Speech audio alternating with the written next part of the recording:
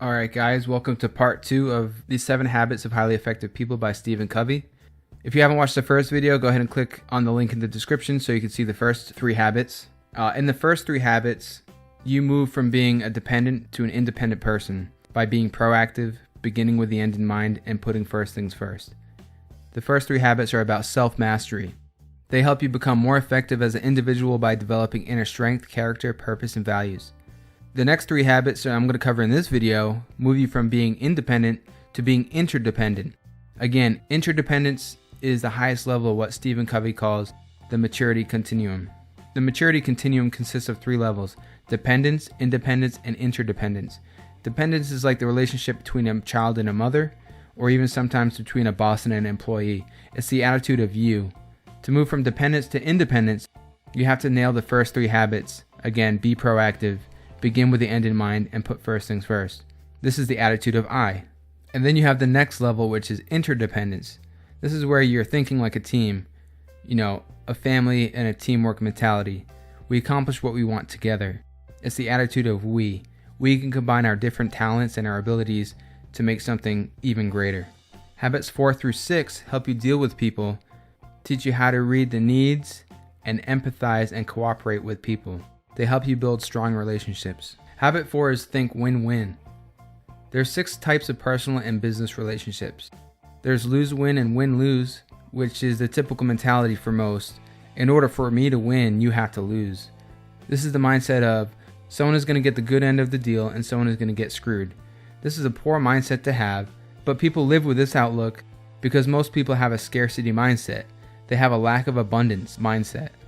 There's also the lose-lose relationship, which of course is no good for anybody.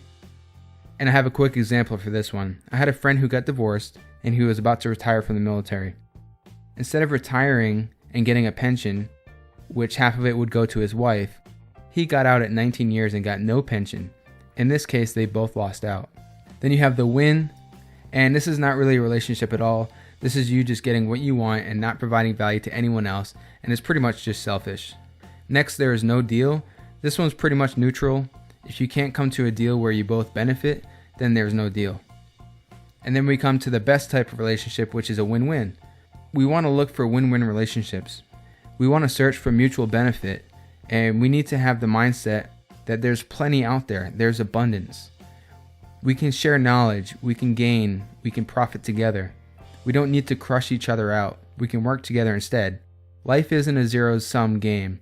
So look at every situation with a win-win mentality.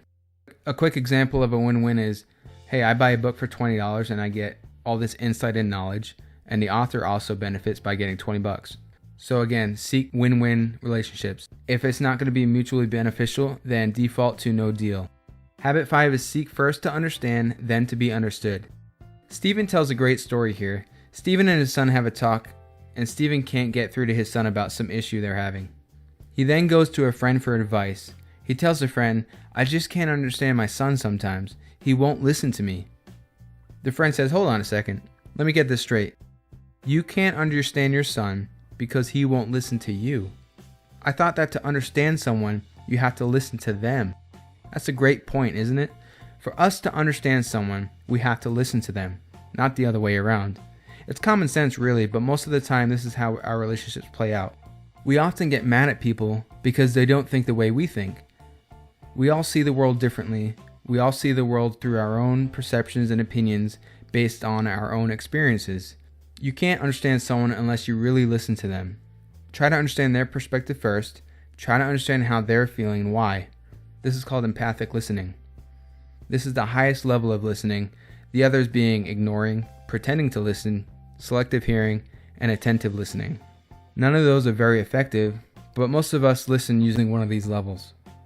Most people don't listen with the intent to understand. We listen with the intent to reply before the other person even finishes.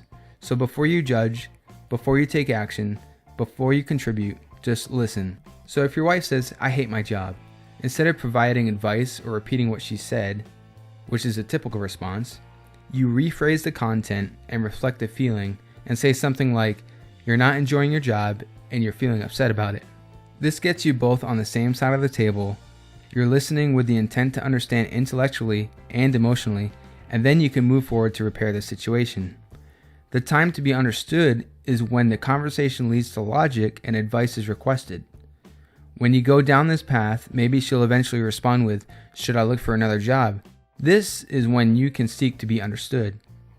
This is when you can provide your advice. But if it goes back to an emotional level, then you listen again empathetically until logic is brought back.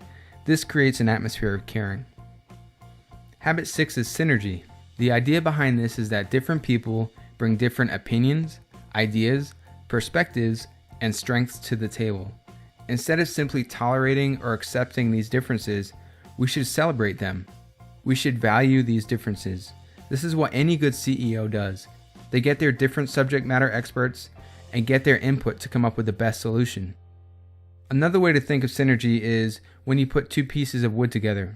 One piece of wood by itself isn't that strong, but when you put two together, the overall strength increases by more than 2 times. With synergy, 1 plus 1 can equal 3, 10, or 100. Think of how individual units can work together to create something even bigger. Another example is the human body.